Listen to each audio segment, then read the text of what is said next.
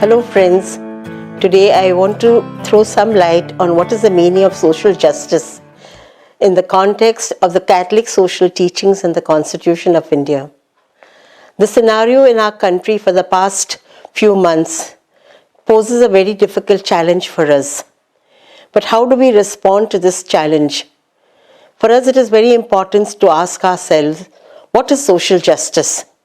Social justice is based on human rights and equality in our society, to create a fair and equal society where each individual person's rights are recognized and protected, and in which there is fairness and honesty.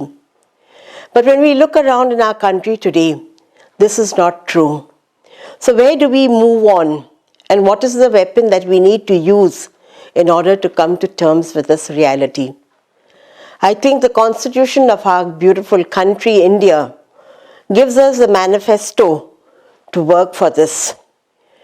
We talk about love, justice, liberty, fraternity in the preamble of the Constitution of India. It is a supreme law. It's a document which has a framework, the structures and procedures, powers and duties of government and institutions to give us our fundamental rights, directive principles and duties of citizens. And if I would club it with the Catholic social teachings, it is very similar. The Catholic social teachings has 7 main themes: life and dignity of the human person, the call to family, community and participation, our rights and our responsibilities, option for the poor and the vulnerable, the dignity of work and rights of workers, solidarity, and the care for God's creation. Let's look at both of these. Basic and underlying is the life and dignity of the human person. And we see today that any voice of dissent is being violated. If you speak out, you are called an anti-national. If you question the government, you are told that you are not an Indian. If you take peaceful means of protesting, and you are arrested and you are imprisoned. This is not what the Constitution of India says, and this is not what the Catholic social teaching talks about. It is safeguarding the right and dignity of every human person.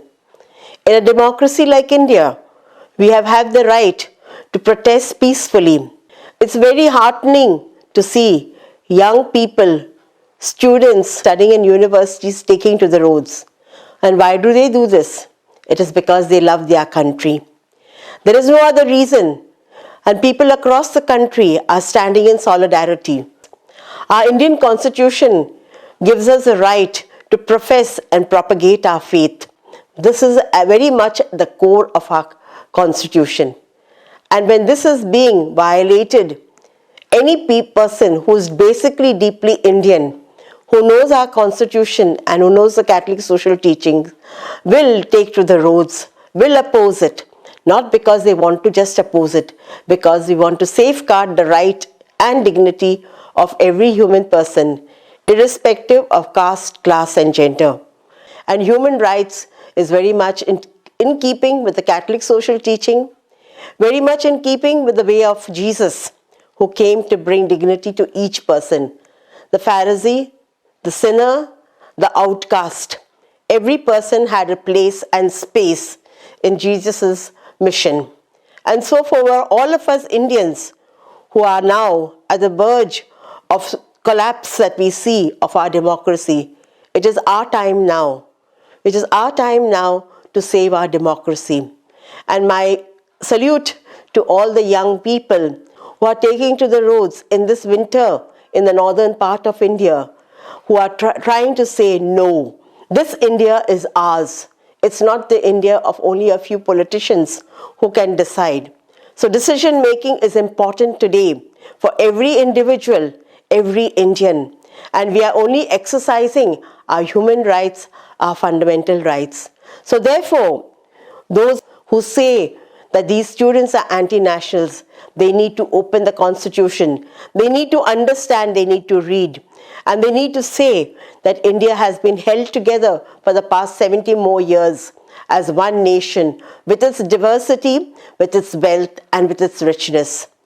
It is really good to see young people not discriminating on the basis of religion, not discriminating on the basis of caste, but all they want is a free India, an India which we were born into, not an India that is being created today by spreading hatred among ourselves.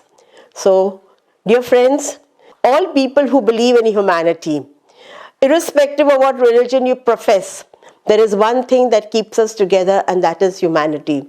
And let us safeguard human beings because they all are created in the image and likeness of God.